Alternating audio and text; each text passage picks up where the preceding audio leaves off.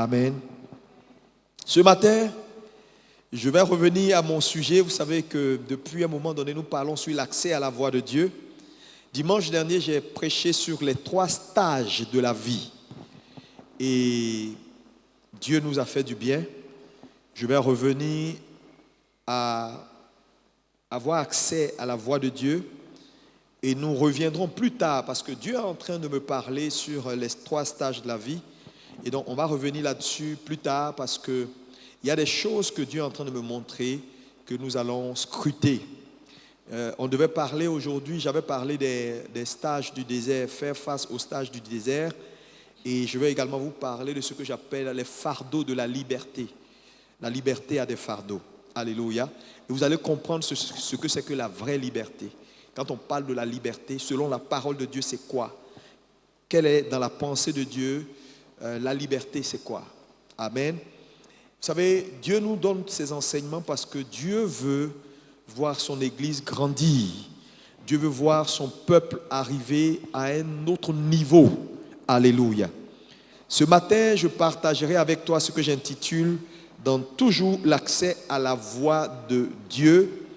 Partie 5, je partagerai avec toi ce que j'intitule « Les 7 façons d'entendre Dieu ». Alléluia. Ou les 7 façons de se faire conduire par Dieu. Amen. Donc ce matin, nous partageons dans le thème général qui est l'accès à la voix de Dieu, les 7 façons d'entendre Dieu. Alléluia. Je vais voir quelques-uns, je ne pourrai pas tout voir. Alléluia. Mais écoutez bien ce message parce qu'il est vital. Alléluia. Vous savez, depuis le début de cette année, pratiquement, Dieu nous conduit dans tout ce qui est discernement, prière, entendre Dieu. Vous allez voir que la plupart de nos enseignements tournent autour. C'est parce que Dieu veut amener ce peuple-là que nous sommes à un autre niveau. Dans notre marche avec lui, notre capacité à discerner, notre capacité à entendre les choses de Dieu. Parce que la vie d'un homme dépend de sa sensibilité spirituelle. Tu vas échouer ta vie, tu auras beaucoup de revers dans ta vie si ta capacité d'écoute ou de discerner n'est pas celui qu'elle doit être. Parce que Dieu te conduit, alléluia. Si tu n'as pas bien entendu, tu vas faire des choix qui ne seront pas les bons choix. Et naturellement, ces choix-là vont t'amener dans l'échec. Alléluia. Donc, quel que soit l'échec que tu as pu avoir dans ta vie, je suis là pour te dire ce matin, il n'est pas tard. Dieu peut encore changer les choses. Dieu peut encore réorienter ta vie. Dieu peut encore faire des choses extraordinaires dans ta vie. Alléluia. Tant que tu vis, alléluia, il y a toujours une possibilité de faire les choses bien. Dis-moi amen. Et donc, entendre Dieu est essentiel pour réussir. Mais il est aussi important pour nous de savoir que Dieu a ses façons de faire les choses. Dieu a sa façon d'interagir avec chacun d'entre nous.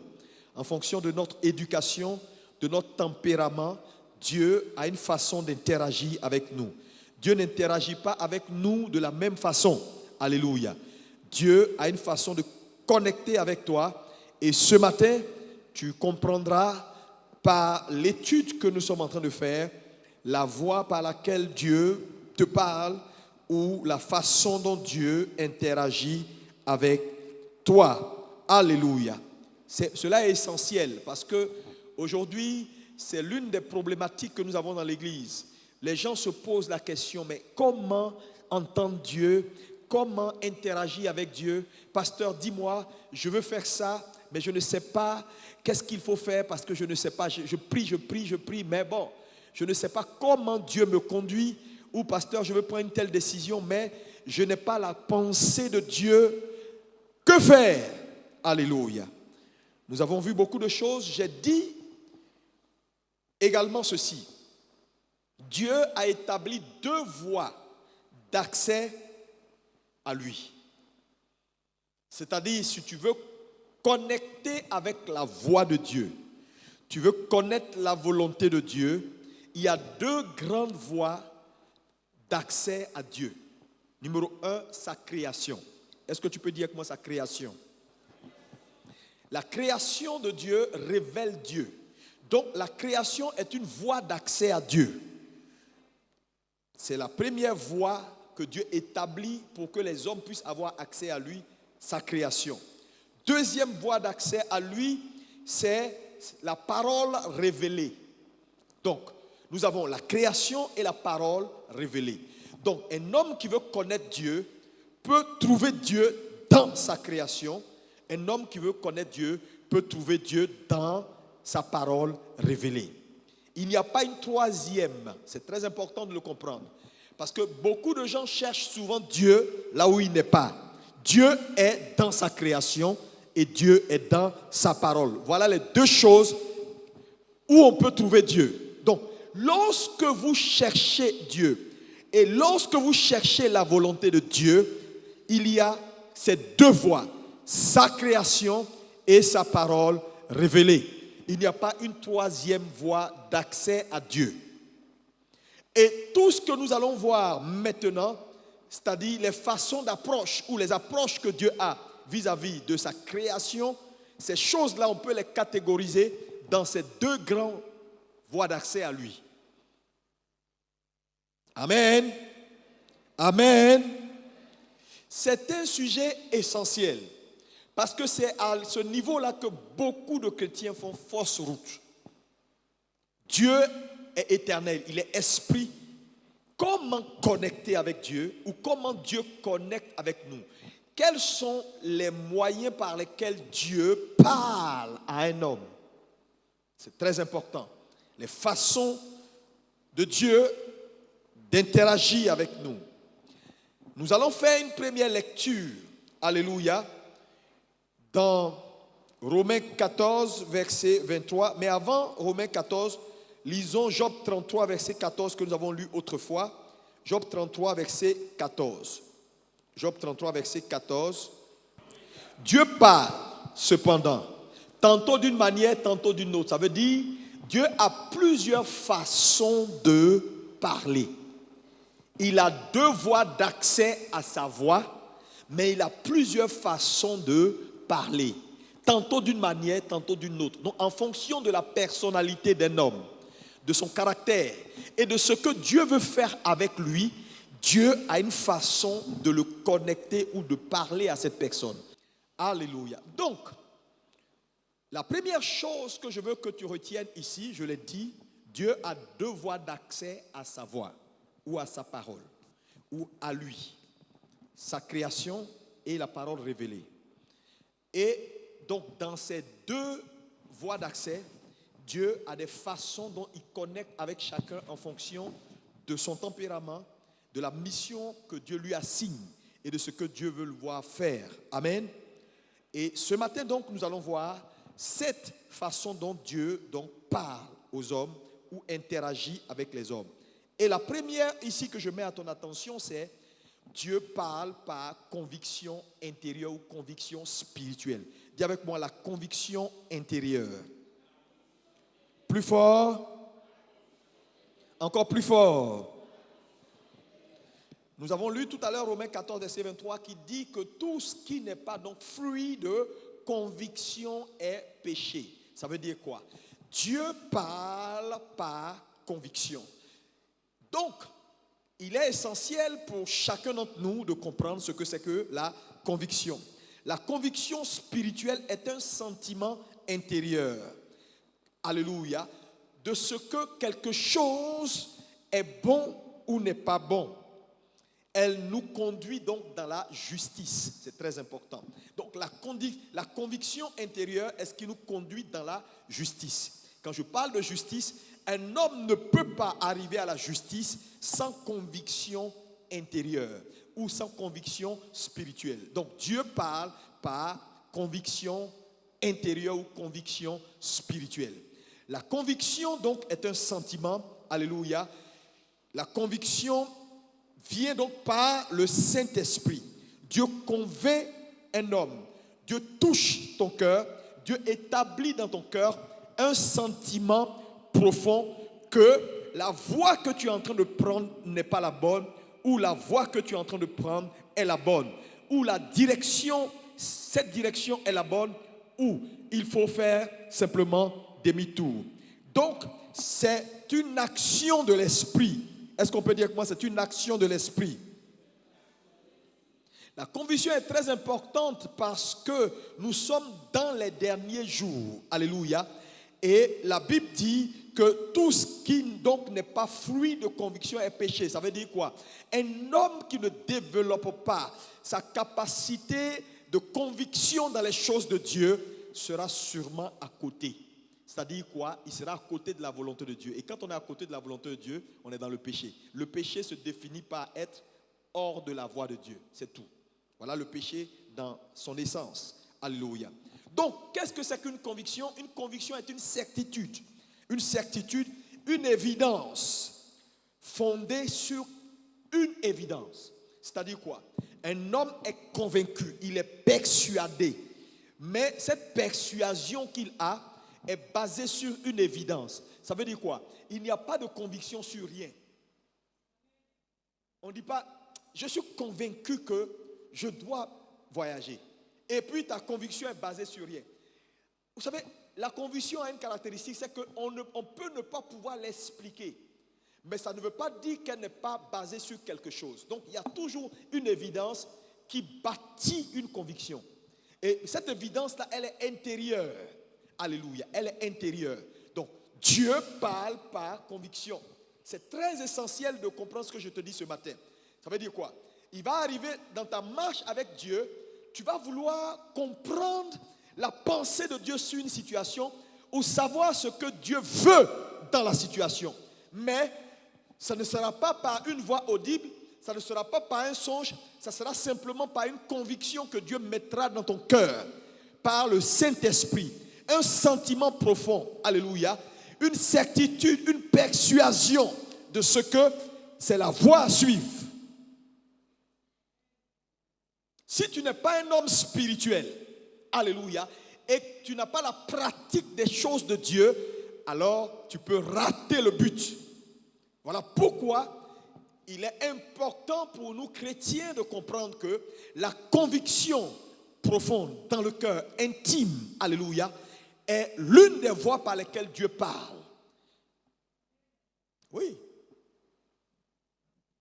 Maintenant, si tu es un chrétien qui n'a pas de substance, tu es un chrétien, voilà, charnel, alléluia, Dieu peut tenter de te convaincre d'aller dans une direction, toi tu peux aller dans une autre direction. Pourquoi? Parce que tu ne sais même pas ce que c'est qu'une conviction intérieure, alléluia. Donc Dieu parle par conviction. Dis avec moi, Dieu parle par conviction. Donc la conviction est également un état d'esprit que quelqu'un a parce qu'il croit fermement dans quelque chose. Donc la conviction est un état d'esprit. Ça veut dire quoi? Ce que tu crois te met dans une disposition de faire absolument la chose. Donc c'est un état d'esprit. C'est-à-dire la conviction établit un comportement, une façon d'être et une façon de faire. C'est un état d'esprit. Donc la conviction également est un état d'esprit. Dieu, par son esprit, met dans ton cœur une persuasion qui est forte. Tu es convaincu qu'il faut que tu partes. Et donc, cette conviction-là, cet état d'esprit-là, c'est-à-dire cette persuasion-là, te met dans un état d'esprit qui fait que tu prends toutes les dispositions pour faire ce que tu ressens. C'est ça la conviction intérieure. Et la Bible déclare que tout ce qui n'est pas fruit de conviction est un péché. Ça veut dire quoi? Dieu va agréer dans ta vie tout ce que tu as fait à partir d'une véritable conviction. Mais tout ce qui est fait comme ça, parce que les gens font, tu fais comme eux, parce que tout le monde va dans la direction, tu vas là-bas, alors tu es en train de diriger ta vie dans une voie qui n'est pas la bonne. Parce que le Dieu que nous servons est un Dieu qui parle. Et lorsqu'on entend sa voix, lorsqu'on reçoit sa voix, alors la première chose qu'elle met dans notre cœur, c'est la certitude, c'est l'assurance. Quand tu vois un homme qui doute, ça veut dire la voix de l'Éternel n'est pas arrivée à lui. Sinon, tu ne peux pas entendre Dieu et douter. La force de cette voix va établir dans ton cœur une persuasion, une conviction, de telle sorte que elle va te mettre dans un état d'esprit. On va argumenter. Tu vas dire non. Allons-y. Alléluia. Alléluia. C'est comme par exemple si tu arrives devant un feu tricolore. Tu as ta voiture et tu arrives devant un feu tricolore. Et puis le feu tricolore ne te dit pas je suis au rouge, hein, donc tu attends. Hein. Non, il ne te dit pas ça. Dès qu'il est rouge, tu es persuadé qu'il faut s'arrêter. Donc tu t'arrêtes. Parce que le feu, juste par son état, t'impose une conviction que là, on s'arrête. Donc même si quelqu'un te dit allons-y, tu te dis non, on ne peut pas partir, le feu est là. Donc tu vois que tu es persuadé, mais ta persuasion est basée sur une évidence. Il y a un feu. C'est vrai qu'il n'a pas parlé, mais par son état, je sais qu'on doit s'arrêter. Maintenant, si je passe le feu, malgré qu'il soit au rouge, qu'est-ce qui se passe? Je subis les conséquences de la loi. Donc, quand un homme ne marche pas par conviction, il subit les conséquences de la loi.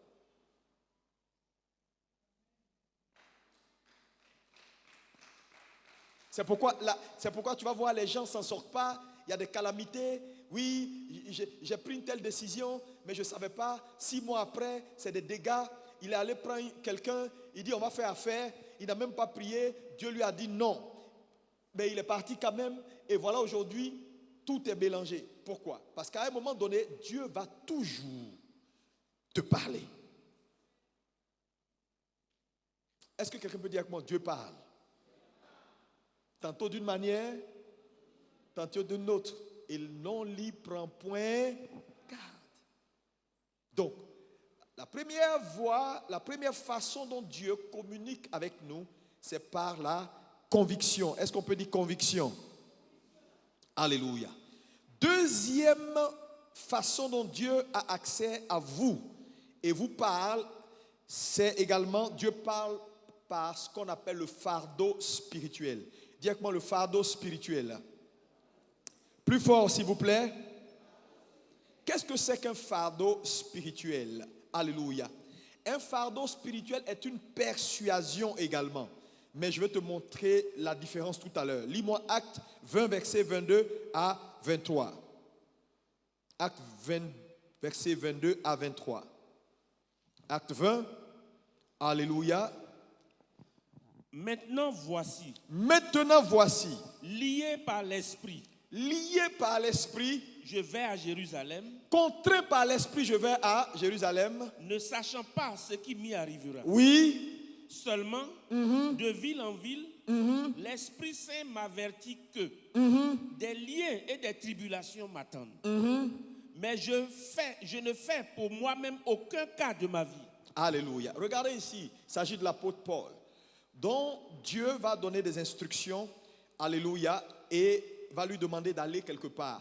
Mais à la différence de la conviction, le fardeau spirituel, c'est quoi? C'est un poids que tu vas ressentir dans ton esprit qui va te contraindre à faire quelque chose contre ton gré. C'est ça le fardeau spirituel. Donc Dieu parle par fardeau. Alléluia. Donc ici, le fardeau, à la différence de la conviction, c'est que le fardeau, c'est-à-dire la conviction, tu es convaincu, tu as la persuasion, tu sais, tu as l'évidence qu'il faut que je le fasse et tu es d'accord pour le faire. Le fardeau, elle est plutôt contraignante.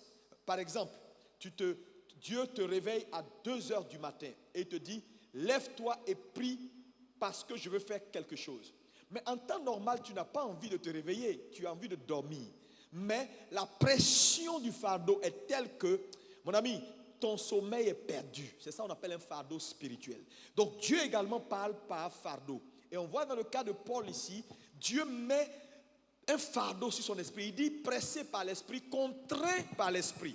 C'est-à-dire que si c'était lui là, il ne serait pas allé à Jérusalem. Il dit, il ne sait même pas qu'est-ce qui va se passer. Mais Dieu l'a contraint. Dieu a mis sur lui un fardeau. Alléluia. Un fardeau. Alléluia. Donc Dieu également parle par fardeau. Et il y a des personnes avec qui Dieu n'interagit que par fardeau. Il y a d'autres, Dieu leur donne la conviction, la persuasion intérieure. Quand ils voient, ils savent. Quand ils entendent, ils ont la conviction que c'est la voie à suivre. Mais il y a d'autres personnes, Dieu met une pression sur leur esprit. Est-ce que quelqu'un peut me dire Amen? Alléluia. Par exemple, tu dormais, tu n'as pas envie de dormir, tu es en train de ronfler. Dieu veut régler un problème, mais il ne sait pas comment faire. Il te parle.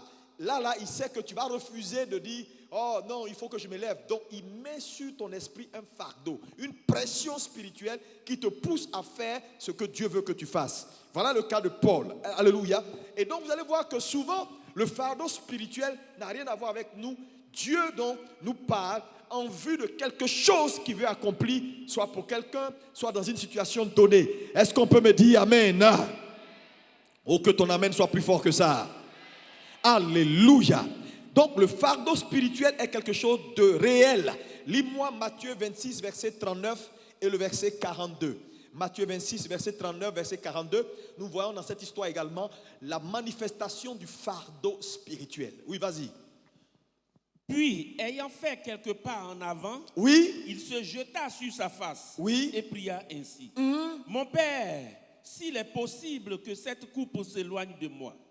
Toutefois, non pas ce que je veux, alléluia, mais ce que tu veux. Oui, verset 42. Il s'éloigna une seconde fois et pria ainsi. Mon Père, s'il n'est pas possible que cette coupe s'éloigne sans que je la boive, que ta volonté soit faite. Donc Jésus est dans une situation compliquée. Et Jésus cherche de l'aide dans la prière parce que le fardeau est lourd. Il sent une pression.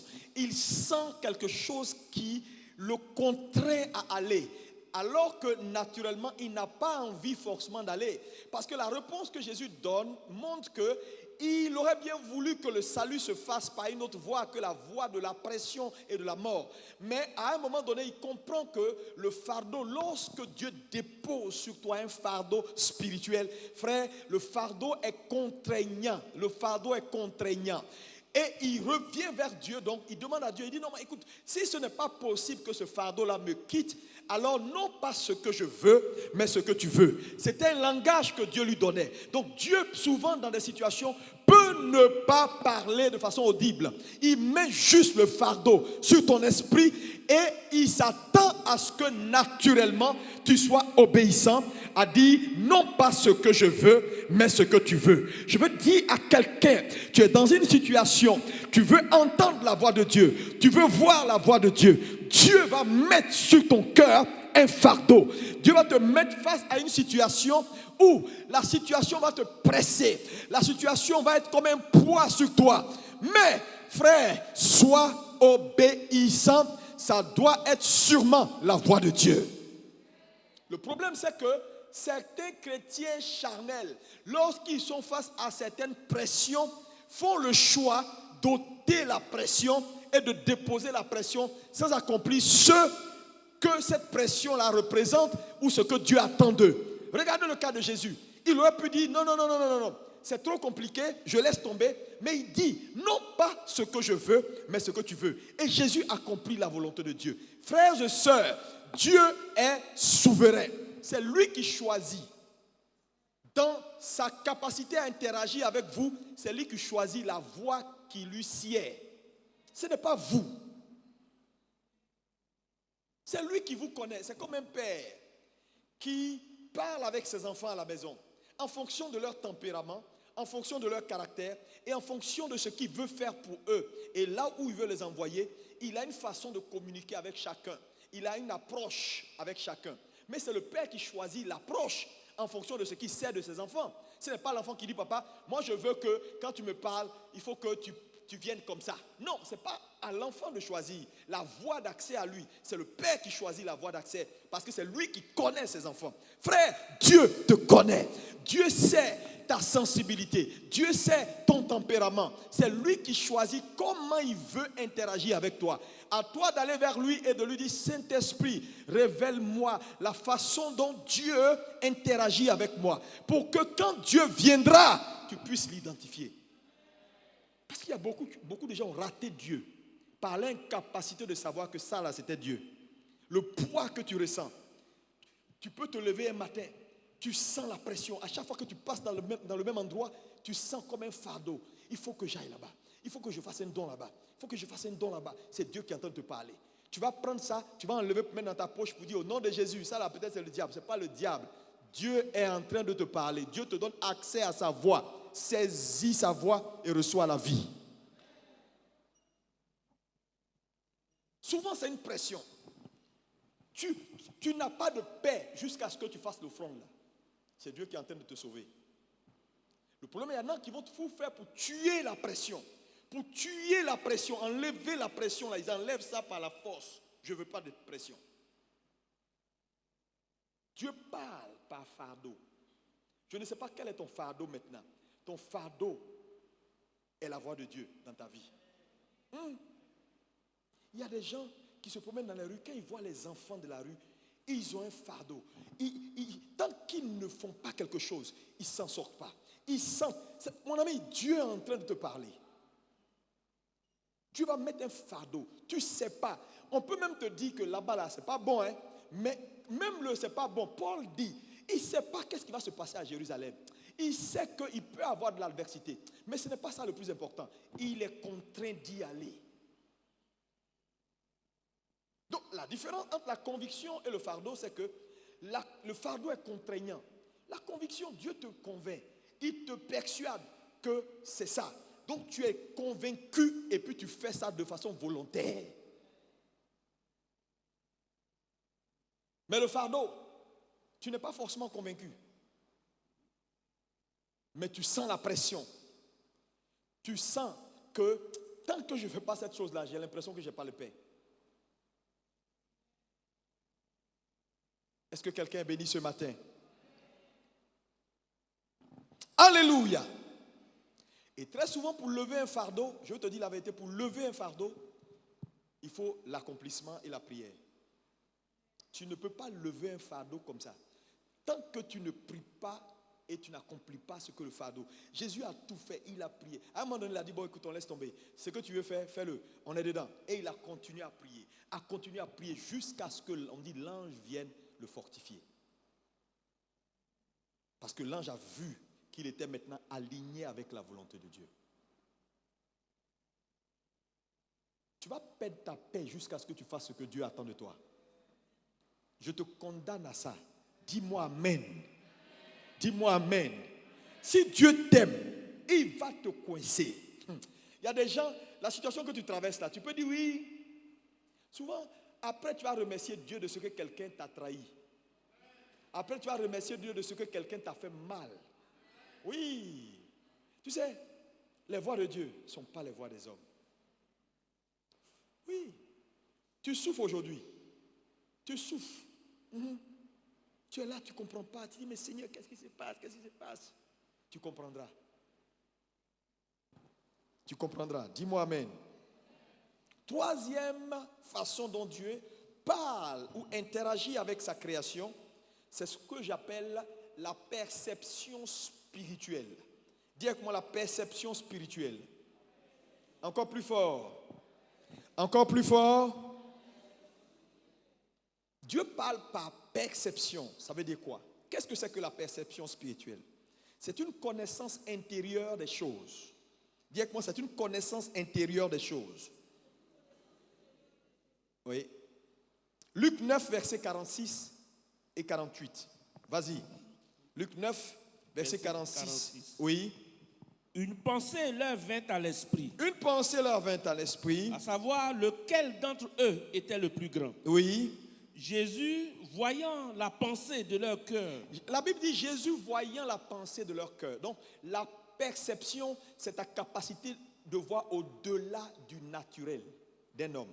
Tu perçois ce que les autres ne voient pas. C'est-à-dire, voilà des gens qui sont devant Jésus en train de dire autre chose et Jésus a déjà vu, il a déjà perçu parce que c'est une connaissance intérieure. Elle te met dans une disposition pour avoir ce qu'on appelle advanced knowledge. Tu as la capacité d'avoir de la connaissance d'avance sur une situation qui est présente. Donc Jésus voit. Alléluia. Lis-moi également Luc 11, verset 17. Oui. Luc 11, 17. Comme Jésus connaissait leurs pensées, Jésus connaissait leurs pensées. Il leur dit. Tout royaume divisé contre lui-même est dévasté. Alléluia. Donc Jésus connaissait leurs pensées. Donc Jésus perçoit. Il a vu dans leur cœur. il a vu ce qui était dans leur cœur au-delà de ce qui sortait de leur bouche. Frère, ta marche avec Dieu, dans ta marche avec Dieu, Dieu va te parler par perception. Mais ce niveau-là est très important. Dieu ne communique pas avec les gens par perception si ce n'est pas des gens qui sont proches de la parole. Parce que pour arriver à ce niveau-là de communion avec Dieu, où Dieu te parle, où Dieu t'explique, où Dieu te montre les choses par perception spirituelle, il faut que tu sois un érudit de la parole. Il faut que tu grandisses jusqu'à un certain niveau. Parce qu'il s'agit de comprendre les choses d'avance, il s'agit de voir au-delà du naturel. Il faut que ton discernement ait été poussé jusqu'à un certain niveau. Voilà pourquoi, en tant que croyant, vous devez faire le choix de grandir. Parce que sinon, quelqu'un va venir devant toi avec une apparence, avec un air gentil, et Dieu va vouloir te dire que ce n'est pas la bonne personne, tu ne le sauras pas. Tu ne pourras pas percevoir. Tu ne peux pas percevoir. Tu ne peux pas voir. Parce que là, sa voix audible, tu n'entendras pas. Mais il veut,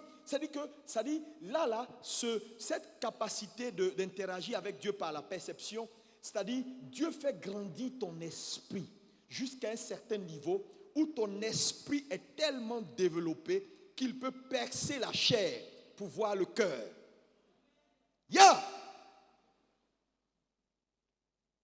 Le monsieur vient, il sourit, et puis Dieu te dit, c'est pas lui.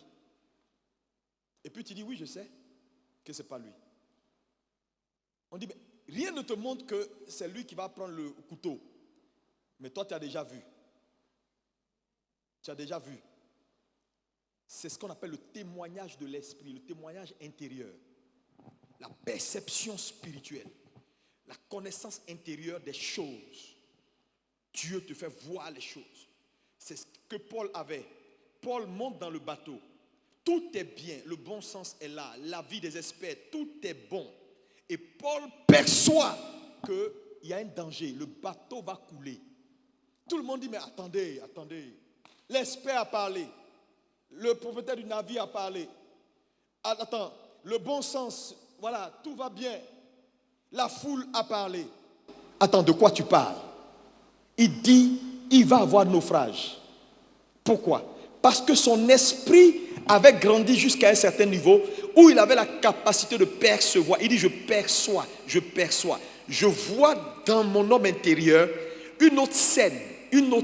Parce que ce monde physique n'est que contrôlé par le monde spirituel. Donc, la perception spirituelle, c'est ta capacité à voir dans l'invisible. Dieu ouvre tes yeux. Il te parle.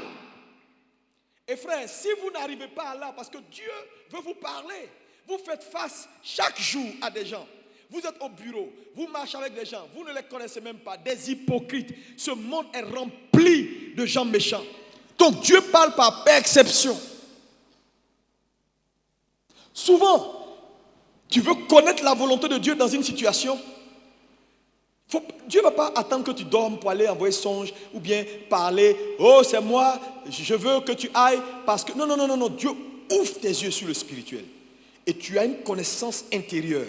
Et tu peux voir la situation naturelle, normale, et puis lire, et puis revenir dans le présent. Et puis tu leur donnes un verdict du futur. Les gens te regardent, te disent, bon, nous on pense qu'il faut aller, hein, parce que la bourse a donné des chiffres qui sont corrects. Tu dis, non, on n'ira pas. Sinon on va perdre des milliards pour la société. Tout le monde dit, non, patron, il faut qu'on parte, parce que regarde, la bourse de New York a dit. Tu dis, on n'ira pas. Parce qu'à l'instant T, Dieu t'a fait voyager dans le futur. Et puis t'a fait revenir. Et puis maintenant, tu es là, tu leur dis, on n'ira pas parce qu'on va perdre. Et puis les gens disent, ok, c'est le patron, mais c'est un dictateur, il n'écoute jamais les gens. Tout est clair, lui il dit, on ne va pas. Ok, on va perdre de l'argent. Et puis ils sont là, la semaine qui suit net, on dit, catastrophe à New York, la bourse est descendue. Puis il dit, hein? Mais le gars là, il a vu clair, hein? Il a vu clair avant tout le monde. Oui, tu as vu clair avant tout le monde. Tu as connecté avec la voix de Dieu là où les gens n'avaient pas la possibilité de connecter avec la voix parce que tu as la perception. Dieu parle par perception. Et comme ton entendement était aiguisé, Dieu a pu connecter avec ton esprit. Donc c'est important d'être un homme spirituel. Dieu va connecter avec ton esprit pour te permettre d'être sur la fréquence, la bonne fréquence, et d'avoir le bon son du ciel. Donc Dieu parle par conviction. Il va mettre une conviction dans ton cœur. Tu es là et puis tu dis non, ça là, je ne sais pas, hein, mais je pense que c'est ça. Tu ne sais pas, mais tu penses. Ok, il va te parler par un fardeau spirituel. Tu as une pression dans ton esprit. Il va te parler également par ta capacité de percevoir les choses. Dis-moi amen. La perception spirituelle. Gloire à Jésus. Alléluia. Alléluia. Gloire au Seigneur. Paul a perçu qu'il allait avoir un danger. Tout le monde a dit non. Paul est resté seul face à tous. Mais il a eu la victoire. Quatrième élément. J'ai dit je ne vais pas être long parce que je ne vais pas terminer tout. On va continuer dimanche prochain. Quatrième élément par lequel Dieu, ou quatrième façon par laquelle Dieu parle, c'est ce qu'on appelle le témoignage des dons. Dis avec moi le témoignage des dons. Plus fort. Encore plus fort. Le témoignage des dons, c'est ce qu'on appelle le témoignage extérieur. Le témoignage extérieur. Alléluia. Lorsque nous lisons 1 Corinthiens 12, verset 8, nous voyons que Dieu a donné des dons spirituels à l'Église. Alléluia.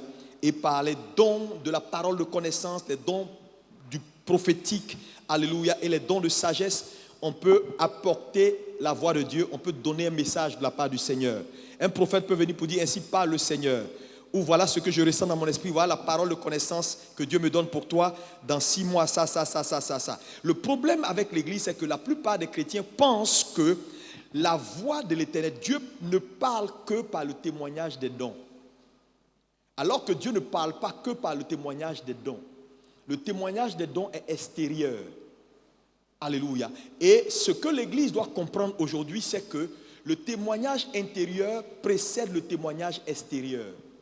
Donc, il est essentiel pour les chrétiens de comprendre que Dieu te parle d'abord lui-même par l'Esprit. C'est pourquoi il a dit, marchez par l'Esprit.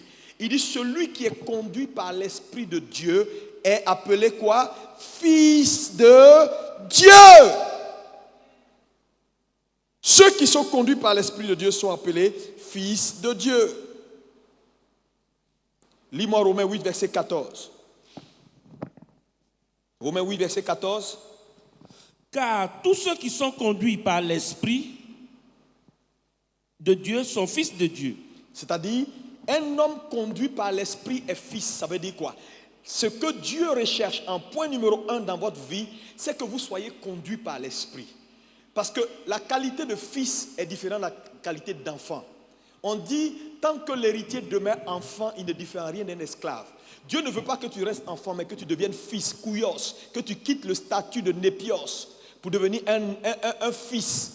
C'est seulement ceux qui sont conduits par l'Esprit qui sont fils. Nous avons trop de bébés dans nos églises.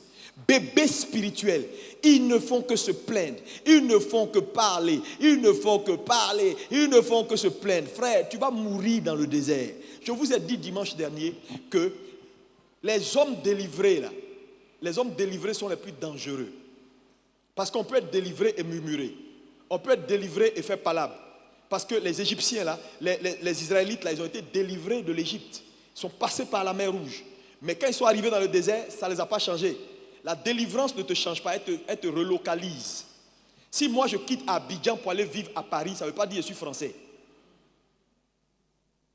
Je suis à Paris, je vais sentir des effets. Je vais sentir l'effet de l'environnement. Je vais sentir l'effet de la présence de Dieu partout autour, de la présence de la France, les bonnes choses. Je vais voir le drapeau français, tout ça autour de moi. Vrai ou faux? Vrai, répondez-moi, vrai ou faux? Mais est-ce que le fait que je sois à Paris a fait de moi un Français? Pour devenir Français, je dois suivre une procédure. Il y a une procédure pour devenir Français, y compris acquérir même leur style de vie et leur mentalité. Donc vous comprenez que beaucoup de gens ont quitté les ténèbres. Je te le concède. Tu n'es plus avec Satan. Tu es dans le royaume de Dieu désormais. Mais le fait d'être dans le royaume de Dieu désormais ne fait pas de toi fils de Dieu.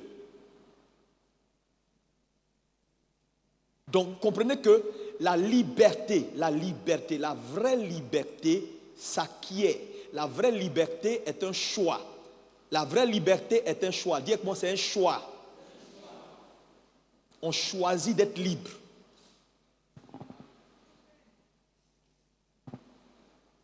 Choisis d'être libre. Tu es à Paris, oui, tu es à Paris. C'est comme quelqu'un qui est à Paris, qui ne s'en sort pas, qui est moisi. Et puis il regarde quelqu'un qui est à Abidjan. Il dit, le gars est moisi à Abidjan. Hein? Regarde comment il souffre. Oui, moi je suis ici à Abidjan, je souffre. Mais toi aussi tu souffres à Paris. C'est comme quelqu'un, oui. Ça dit quelqu'un, toi tu es dans l'église et tu te moques d'un inconverti. Ce gars-là, au lieu de se convertir, mais il souffre, Satan le malmène. Ça, il va aller en enfer. Mais toi aussi, tu vas en enfer étant dans l'église. Parce que la différence entre vous deux, c'est la localisation. Le problème, c'est que ce n'est pas la localisation qui sauve. C'est la transformation qui sauve. C'est pourquoi les enfants d'Israël, bien qu'ils aient été délocalisés, ils ont quitté l'oppression de Pharaon. Ils n'ont jamais quitté l'oppresseur.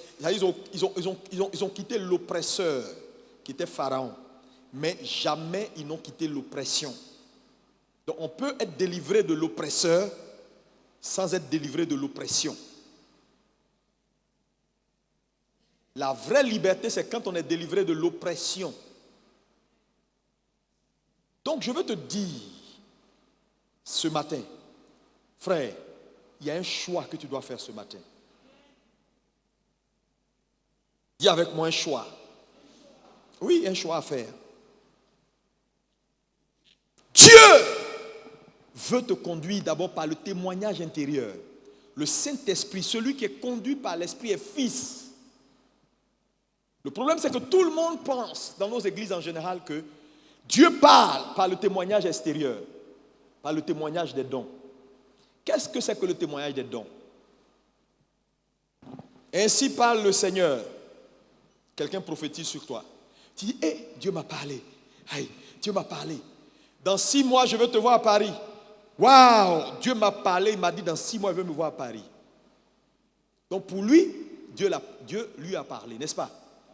Ou bien quelqu'un vient et te donne une parole de connaissance. Voilà ce que Dieu me dit. 1, 2, 3, 4. Oh, Dieu m'a parlé. Ou te donne une parole de sagesse. Dieu m'a parlé. Non. En fait, ça, c'est bon.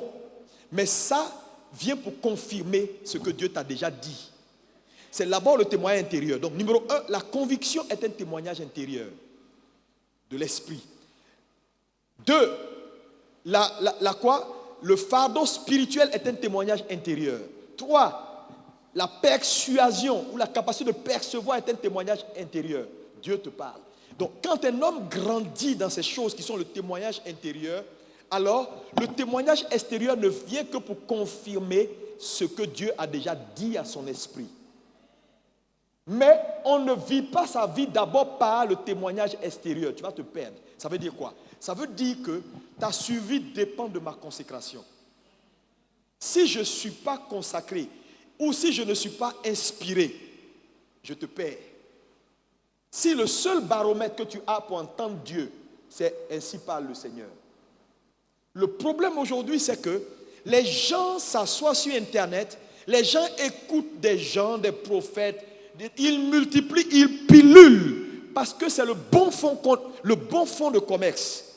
Et ils donc laissent leur vie conduite par des gens qui leur donnent des choses à faire, qui leur donnent même des ordonnances, qui leur donnent même des cérémonies à accomplir. Le problème, c'est que si le monsieur est mal inspiré, tu es mort.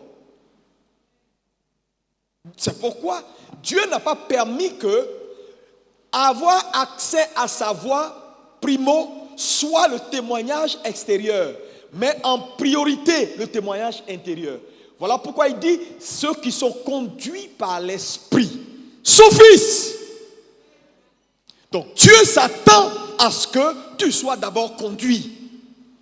Mais si Dieu n'arrive pas à te conduire, comment tu vas jauger? Parce que la Bible dit, lis-moi 1 Jean 2 verset 27. 1 Jean 2 verset 27, lisez-moi. Oui. 1 Jean 2 verset 27. Oui. Pour vous, l'onction que vous avez reçue de lui demeure en vous. Et vous n'avez pas besoin qu'on vous enseigne. Mais comme son onction vous enseigne toutes choses, Oui. et qu'elle est véritable, et qu'elle n'est point un mensonge, demeurez en lui selon les enseignements qu'elle vous a donnés. Donc, il parle de l'onction parlant de l'esprit. Quand vous recevez Jésus dans votre cœur, frère, ce n'est pas Jésus seul, c'est Jésus et son onction. C'est pourquoi on dit j'ai reçu Jésus-Christ. Christ est son onction. L'onction que nous avons reçue par naissance, c'est cette onction-là qui permet que nous naissions de nouveau. Cette onction-là nous enseigne toutes choses. Qu'est-ce que la Bible est en train de nous dire? C'est que l'onction de Dieu, le Saint-Esprit, le témoignage intérieur est la première façon dont Dieu aime et veut interagir avec son peuple. Parce que vous savez, Dieu est un gentleman. Dieu est un homme bien. Dieu n'est pas un papato qui va te dépasser pour aller parler de tes affaires à quelqu'un. Il n'est pas comme ça. C'est les hommes qui font ça, qui te regardent. Et au lieu de te dire ce qu'ils pensent, ils vont voir X et puis ils disent la chose. Ça, c'est les papatos, les gens qui n'ont pas de valeur. Mais un homme qui n'a peur de personne a la capacité de dire aux gens ce qu'ils pensent. Et Dieu n'a pas peur de toi. Est-ce que tu peux me dire Amen? Dieu n'a pas peur de toi. S'il veut te dire tu es un pécheur, il va te dire tu es un pécheur. Il n'est pas obligé de passer par un prophète. Alléluia. Le problème c'est que Dieu va te parler d'abord par un témoignage intérieur. C'est lorsqu'il voit que tu n'écoutes pas et que la situation devient compliquée qu'il est obligé par amour de susciter le témoignage extérieur pour t'amener à réfléchir.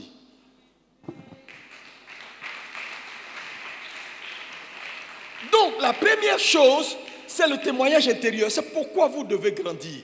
Regarde ton voisin, dis, voisin, tu dois grandir. Personne ne va chercher Dieu à ta place. Ni ton mari, ni ta femme. Personne ne va te connecter à la voix de Dieu. Frère, c'est une responsabilité individuelle.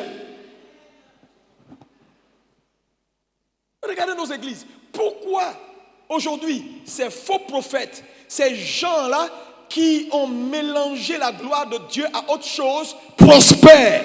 Ils enseignent des messages faisant croire que la prophétie, le message prophétique est le message. Frère, ils vont même au-delà de ce que Dieu n'a pas dit. Attends, ça veut dire quoi? Ça veut dire que si quelqu'un n'est pas prophète, c'est fini pour lui quoi? Ça veut dire si quelqu'un est sur une église, il n'est pas prophète là, tous ses membres sont morts. Quand même, respectez l'église. Nos pères dans la foi, les T.L. Osborne, les Oral Robert, les Maurice Cerullo. Frère, je vais vous expliquer la différence entre le prophète et le prophétique. Nous sommes un peuple prophétique. Parce que quand quelqu'un comprend que marcher par l'esprit, c'est le témoignage intérieur, et grandit dans sa perception des choses de Dieu, il devient prophétique. Parce qu'être prophétique est différent de être prophète. Être prophétique, c'est d'abord, l'initiative est intérieure. Ça veut dire quoi? Dieu te donne de pouvoir saisir les situations, comprendre les situations, avoir accès à sa voix, avoir accès à un certain nombre de révélations sans forcément qu'on te dise. Nous sommes un peu... C'est pourquoi notre rôle en tant que pasteur, c'est susciter un peu prophétique. En faisant quoi? En les aidant à grandir dans leur homme intérieur jusqu'à atteindre un certain niveau. Leur esprit devient aiguisé. Leur esprit devient fort. Ils ont la capacité d'anticiper sur les événements. Ça, tu deviens prophétique. Mais je viens, attendez. Ce matin, je dis, Seigneur, je prie que toute âme spirituelle forgée contre quelqu'un dans cette salle soit sans effet. Mais quand j'ai fini de prier, je vais vous dire, quand un prophète, par exemple, un prophète serait ici ce matin, il allait dire, je vois deux personnes là, toi, Dieu me montre que dans 6 mois, tu vas aller à Daloa, mais il va avoir un accident, donc on va prier pour que l'accident soit avorté. Ça, c'est le prophète. Il y a une soeur qui est là, je sens que, je vois, elle s'appelle Henriette. Bon, ils ont mis son nom dans un coin, ils ont enterré sous un arbre. Je détruis, je déclare que l'arbre soit anéanti. Ça, c'est le prophète. L'apôtre n'a pas besoin de ça. L'apôtre va venir, il va recevoir une inspiration de Dieu. Prie et ordonne à ce que tous les plans de Satan soient anéantis ce matin. Et il va vous dire, levons-nous, prions. Je commande et j'ordonne que les plans de l'ennemi soient anéantis. Il ne va pas nommer quelqu'un, il ne va pas citer quelqu'un, mais en réalité, il a fait lever tout le monde pour les deux là.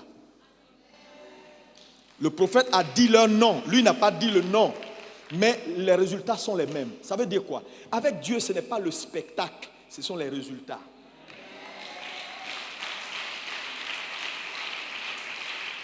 Sinon, attendez, tous mes collaborateurs qui sont ici là, il y a combien d'années ils sont avec moi? Quel Satan qu'il est moins? Je n'ai jamais dit son nom est en bas des Canaries, c'est dans ici, ton nom est là. Dieu peut le faire si Dieu juge que ça peut être utile pour activer sa foi jusqu'à un certain niveau. Dieu même peut passer par l'apôtre pour le faire. Il nous est arrivé de donner le nom de certaines personnes, de dire A, B, C, D, mais ce n'est pas le quotidien de l'apôtre. Si le prophète peut le faire, qu'il le fasse. Mais prendre, c'est-à-dire que ce pan de l'aspect de la communication de Dieu pour en faire ce qui est l'extraordinaire n'est pas juste. Et l'église doit grandir. Si vous ne grandissez pas, vous allez vous faire tromper. Tu seras assis dans une église, croyant que, ici là même, on ne prophétise pas sur moi. Peut-être que les sorciers sont en train de m'attaquer, on ne voit pas. J'ai dit, si tu es sous mon autorité, il n'y a pas quelqu'un qui va faire fétiche, qui va prendre ton nom, qui va faire quelque chose, ça va t'avoir. Parce qu'à tout instant, Dieu m'alerte, il m'alerte. Même si je viens, je ne fais rien, je finis de prêcher et je dis on va prier et que je dis deux mots. Souvent je suis là, je suis en train de prier et puis je ne sais pas, Dieu pousse mon esprit sur un aspect où je n'avais même pas envie de prier dessus. Il me dit déclare que tout accident cette semaine est anéanti. Je prie et j'ai fini de prier simplement. Et Dieu entre dans la foule maintenant, opère dans la vie de ceux qui avaient été programmés dans la semaine et règle le problème. Le prophète serait là, il aurait appelé ton nom. Moi je n'ai pas appelé ton nom, mais le résultat reste le même. Acclame, acclame, acclame, acclame, acclame Jésus. Il est essentiel que l'église grandisse. Ça ne veut pas dire que le prophétique n'est pas une bonne chose. Non, le prophétique a sa place. C'est important, alléluia. Mais le témoignage extérieur, le prophétique, le témoignage des dons vient en confirmation. Dieu ne viole pas la vie des gens. Comprenez ça une bonne fois pour toutes. Sinon, vos péchés, là, il y a longtemps, ça est dans la bouche de tout le monde. Hein. Si Dieu n'était pas bon, de toute façon, ils disent qu'ils voient clair là. Pourquoi ils ne voient pas certains de tes péchés? Leur voix clair là, ça s'arrête à beaucoup. Bon, écoute, laissons tomber. Alléluia. Alléluia.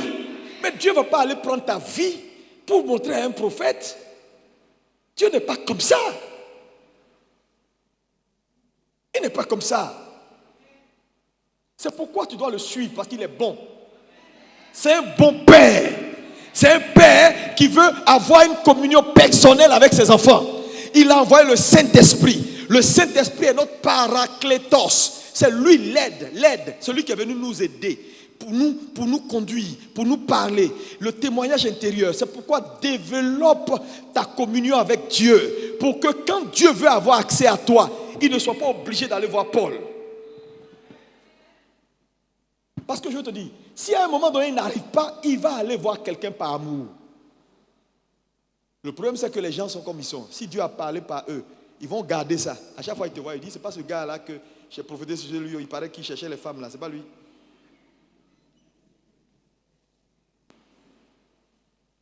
Alléluia! Est-ce que quelqu'un peut acclamer pour Jésus? Acclame, acclame, acclame, acclame, acclame, acclame, acclame.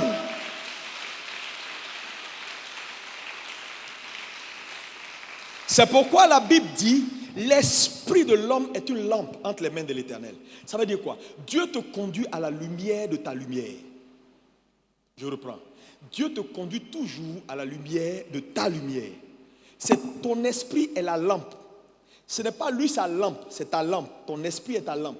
Donc à la mesure de la lumière de ta lampe, Dieu te conduit.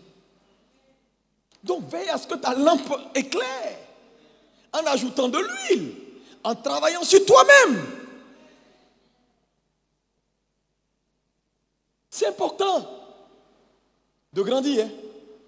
C'est important de grandir. Tu vas te faire avoir. Frère, Je disais, on était à une veillée vendredi là, dans une église pour la Côte d'Ivoire. Et puis je disais aux gens là, je dis, mais on ne peut pas. Le problème c'est que les chrétiens jugent facilement. On ne peut pas juger deux personnes. Ce n'est pas possible. Parce qu'il n'y a pas deux personnes qui courent la même course. Mais pour faire, vous savez, le jugement ou la comparaison, la notion de comparaison tient sur des critères. Il faut que toi et moi, on ait des éléments en commun pour qu'on nous compare. On ne peut pas comparer deux personnes qui n'ont pas des éléments en commun. Mais dans l'appel là, qu'est-ce qu'on a en commun? Chacun est dans son couloir. Dieu t'a appelé à avoir 10 000 membres. Peut-être que moi, Dieu m'a appelé à avoir 100 000. Même si j'ai 50 000, je suis derrière toi. Toi qui as 9 500. Toi, tu es presque arrivé à 10 000. Hein? Moi, je te regarde à mes 50 000, je dis à moi, ce petit-là, il n'a que 9 500. Et là, maintenant, il a 10 000. Nous, on a 50 000 là. Mais alors que moi, je suis à la moitié. Donc, c'est les objectifs d'un homme qui établit son succès. Les objectifs que Dieu t'assigne. Pourquoi vous comparez les pasteurs? On est différents. On n'est pas la même chose. Deux églises ne peuvent jamais se ressembler. Parce que les visions sont différentes. Maintenant, toi, Dieu te regarde et puis en fonction de là où il t'envoie, il te positionne dans une église par rapport à ce qu'il a pour toi. Tu te lèves, tu dis non. Toi, là-bas, là, ils sont beaucoup. Là-bas, là, eux, ils sont comme ça. Moi, je vais même m'asseoir là-bas. Ils n'auront pas ce qu'il faut pour te perdre. Et tu vas finir par avorter ta destinée. Ce que je vous dis est important. C'est pourquoi Dieu bâtit d'abord les hommes de l'intérieur avant l'extérieur. L'homme n'a pas été créé pour vivre de l'extérieur vers l'intérieur, mais de l'intérieur vers l'extérieur. Donc quand le témoignage extérieur devient ta boussole, tu vas te perdre. Ça ne veut pas dire qu'il ne faut pas écouter. Mais on écoute. Regarde ce que la Bible dit par exemple. Alléluia. Lis-moi 1 Thessaloniciens 5 verset 20. Ne méprisez pas les prophéties. Oui. Mais examinez toutes choses. Retenez ce qui est bon. Le mais ici, c'est du français. Ne méprisez pas les prophéties, virgule, mais. Le mais vient en opposition. Vient pour dire, ce que j'ai dit là, c'est réel. Mais, ce que je suis en train de vous dire maintenant là, est la chose la plus importante. Ça veut dire quoi? Le mais vient te dire la deuxième partie de la phrase là, que je donne maintenant là. Elle conditionne la première. Ne reste pas sur la première, c'est la deuxième. Il ne faut pas mépriser les prophéties. C'est normal parce que quand Dieu parle, on ne méprise pas. Mais, tout le monde dit avec moi, mais, encore, mais, examinez, jugez toutes les prophéties. Tout ce qui vient de l'extérieur vers vous, jugez la chose, examinez la chose et retenez. Oh, c'est fort la parole. Hein. Retenez ce qui est bon pour vous. Et quel pouvoir? N'ayez pas peur de juger une prophétie. Dieu ne va pas se fâcher contre vous. Comment? Je vois des gens apeurés. Quand un prophète vient quelque part, ma soeur, lève-toi. Je vois, un jour j'étais dans une église, moi-même j'étais assis là. Et puis on est allé soutenir quelqu'un qui a invité quelqu'un de bien. Et il prend la parole, il prêche. Et moi-même, mon propre fidèle que je connais, on l'appelle. Et puis le pasteur commence à prophétiser sur le fidèle que je connais là. Bien. Je vois ça, je vois ça, je vois ça. Moi-même, je sais que c'est faux. Le fidèle là, lui-même, il sait que c'est faux. Et puis, il y a des fidèles, tu vas voir, bêtes, ils sont là. Le prophète dit, ce que je dis est vrai. C'est toi seul qui sais. Oh. Comment tu peux dire c'est toi seul qui sais? Tu n'es pas un homme. C'est-à-dire qu'ils ont tellement intimidé les chrétiens, quand on les appelle, ils tremblent. Même quand on dit des choses qui ne sont pas, parce qu'ils sont très rusés. Ils vont te dire, Paul, tu le connais? Non. Dieu ne me trompe jamais. Tu ne connais pas Paul? Je reviens à toi. Je reviens à toi. Parce qu'il s'est trompé, mais il ne veut pas dire je me suis trompé. Il va revenir. Paul, il est quelque part dans les amis de ton père. Il est quelque part dans les amis de ton père. Je vais faire le lien tout à l'heure. Bon, écoute, il est dans les amis de ton père. Je ne peux pas connaître tous les amis de mon père. Parce qu'ils ont exercé leur esprit à ne jamais se tromper devant les gens. Je te dis, ils ont exercé leur esprit à ne jamais se tromper. Même quand ils se trompent, ils vont falsifier ce qui est faux pour le transformer en bien. Mais frères et sœurs, tu vas mettre ta vie sur ça là. Alors que la Bible dit, celui qui met sa confiance dans un homme, il est perdu. Comment ta vie peut être conduite par un témoignage extérieur? Qu'est-ce qui t'arrive? Il dit examiner. Ça veut dire quoi? Tu as le droit de dire je ne suis pas d'accord. Attends, les gens vont venir te voir. J'ai rêvé, je vois du sang sur toi. Il faut que tu fasses 25 jours de jeûne et prière. Moi, tu veux me donner le sein. Moi, d'aller faire 25 jours. Toi, faire les 25 jours, c'est à toi on a révélé. Pourquoi on t'a révélé, tu ne fais pas les 25 jours là pour moi? Marcher par l'amour là, c'est quoi? Tu vas voir qu'il y en a qui ne feront plus des rêves, ne vont plus faire des rêves bizarres. Si, parce que c'est facile de venir devant quelqu'un, je vois que je t'ai vu, il y a du sang, c'est comme si tu étais mort. J'ai dit, ah bon? Le jour où tu fais un rêve où tu me vois mort, c'est toi qui seras à la place. La personne ne va plus jamais rêver comme ça sur toi. Des chrétiens qui acceptent tout, on leur parle. J'ai vu, et puis amen. J'ai une histoire authentique, une sœur qui était enceinte. Une prophétesse vient, elle dit, j'ai rêvé, la nuit j'ai vu que le bébé est mort. Il faut que tu pries. Depuis cette parole, la dame n'a plus eu la paix, elle a perdu son bébé. C'est quelle prophétie ça? Quand une prophétie s'accomplit là, ça veut dire que tu es un mauvais prophète. Yeah. Parce que quand Dieu révèle, c'est pour acheter. Tu es un très mauvais prophète. Tu as fait quoi pour que ça n'arrive pas? La pauvre sœur a accepté. Je dis, si quelqu'un te dit, je vois accident, il ne faut même pas attendre que la parole là atterrisse. Libère tes boucliers anti-missiles. Bousille la parole là en l'air avant qu'elle n'atterrisse. J'ai dit, tu me parles, j'ai dit, je refuse. Retour à l'envoyeur. Dans tes yeux comme ça. Il y a plein de gens, tu me parles, tu parles. Je suis là. Tu ne sais pas que je suis en train de parler dans mon ventre. Tu parles ça, j'ai dit. Tu parles ça, j'ai dit. Parce que la parole n'est pas caudible. Hein. Il y a longtemps. Il y a des choses que les gens disent, je rejette. Frère, ne laisse pas une parole que tu n'apprécies pas entrer dans ton cœur. Détruis la parole.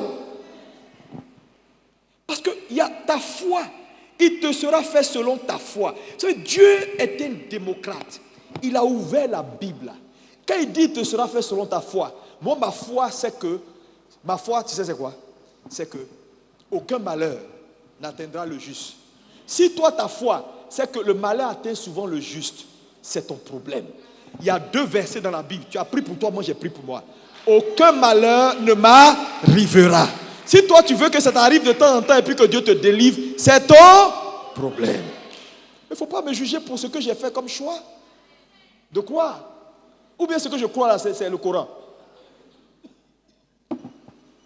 Pourquoi vous laissez les gens vous envoyer des paroles pour conduire votre destinée? La responsabilité de ta vie, de ta destinée, de ton succès, c'est d'abord le témoignage intérieur. Toi et puis le Saint-Esprit. C'est pourquoi tu dois grandir. Tu écoutes quelqu'un qui parle, examine. Si ton esprit n'est pas grandi, c'est ça aussi le problème. Les gens, ils sont pas. Les gens, on prêche même des fausses doctrines. Le gars, il avale parce qu'il ne comprend rien. Il ne veut pas grandir. Il ne lit pas sa Bible. Alléluia! À partir d'aujourd'hui, quelqu'un te parle, ça ne te plaît pas. Tu dis, la Bible dit d'examiner toutes choses et de retenir ce qui est bon. Ce qui est bon là, c'est ce qui est bon pour toi. Ce n'est pas bon, tu jettes. On demande si c'est moi qui ai dit ça. Dieu ne va pas se fâcher. Non, il ne va pas se fâcher. S'il veut te parler, il va venir le soir.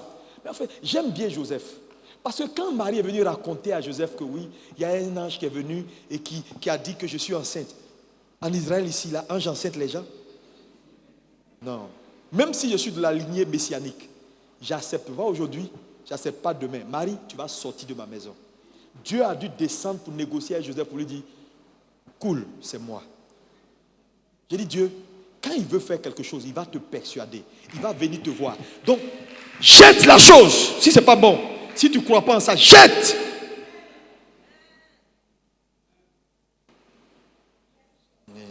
J'ai rêvé, il y avait un visage. Oui, c'était un cercueil un peu violet. Il y avait un visage, mais je n'ai pas bien vu le visage. Je t'arrête en même temps, je ne vais même pas y qu'à la fin. Rêver sur tout le monde. Il ne faut pas rêver sur moi. Je n'ai pas besoin de tes rêves.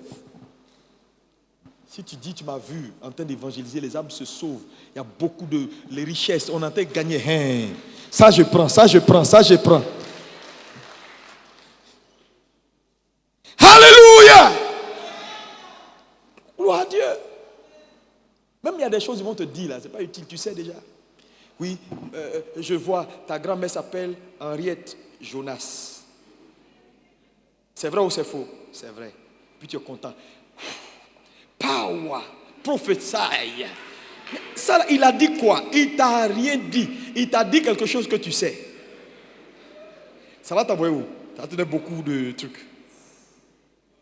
Ça, c'est bon pour les bébés spirituels. Je vous dis, ces choses-là, c'est utile, mais pour les gens qui ne connaissent pas Dieu, pour qu'on les impressionne, pour qu'ils entrent. Mais toi, tu es là, tu as fait 20 ans, 25 ans. Quand on dit il y a prophète quelque part, je vais chercher parole. Quelle parole tu cherches alors que tu as la parole des paroles avec toi? Tu ne lis même pas pour t'approprier la parole. Je dis, si tu lis la Bible, Dieu va te donner des prophéties en direct. Il va prendre une parole qui va sortir, puis il va flasher ça dans ton esprit. Et puis ça devient ta parole. Alléluia! Je veux vous appeler à la croissance et à la maturité. Je n'ai rien contre la prophétie, la preuve, j'invite des prophètes. Parce que leur témoignage peut amener quelqu'un à confirmer ce que Dieu lui dit depuis. Donc je crois la prophétie. Mais je ne suis pas d'accord avec l'instrumentalisation qu'on en fait et de là où on a positionné ce simple ministère et on en fait un ministère principal aujourd'hui. Ok. La Côte d'Ivoire en crise, là, réunissez tous vos prophètes d'Abidjan, là, ils sont pleins ici.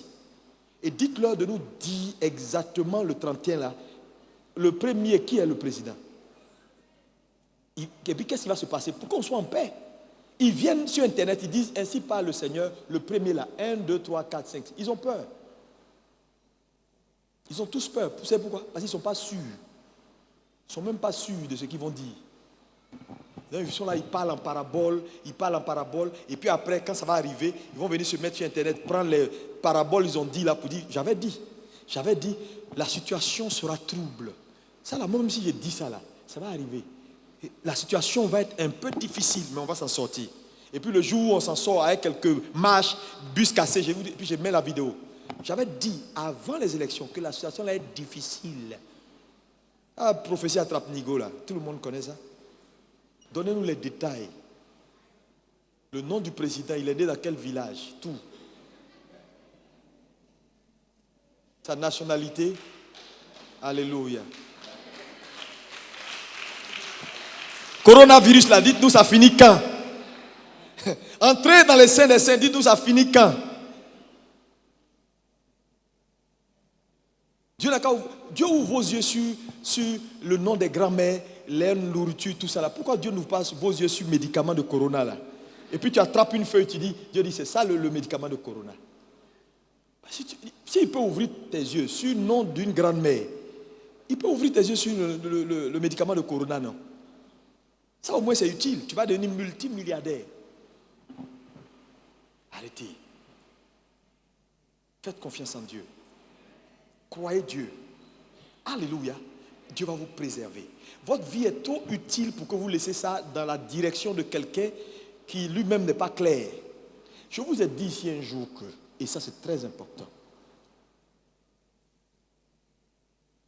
ce n'est pas seulement la parole, c'est l'esprit derrière la parole.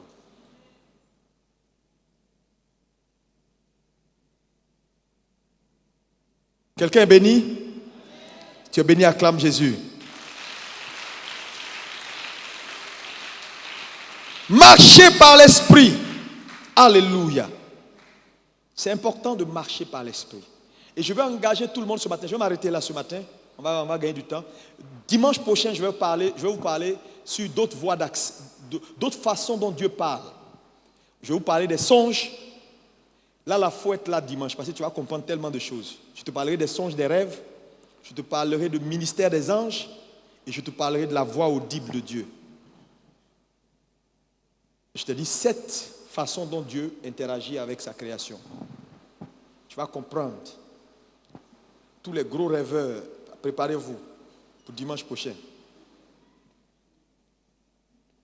Je vais vous montrer dans la Bible pourquoi Dieu a fait les choses d'une certaine façon avant, pour comment il le fait maintenant et comment il le fera. Je dis, si vous ne grandissez pas, ça va être compliqué. Tu dois grandir. Est-ce que tu es béni? On se lève pour prier.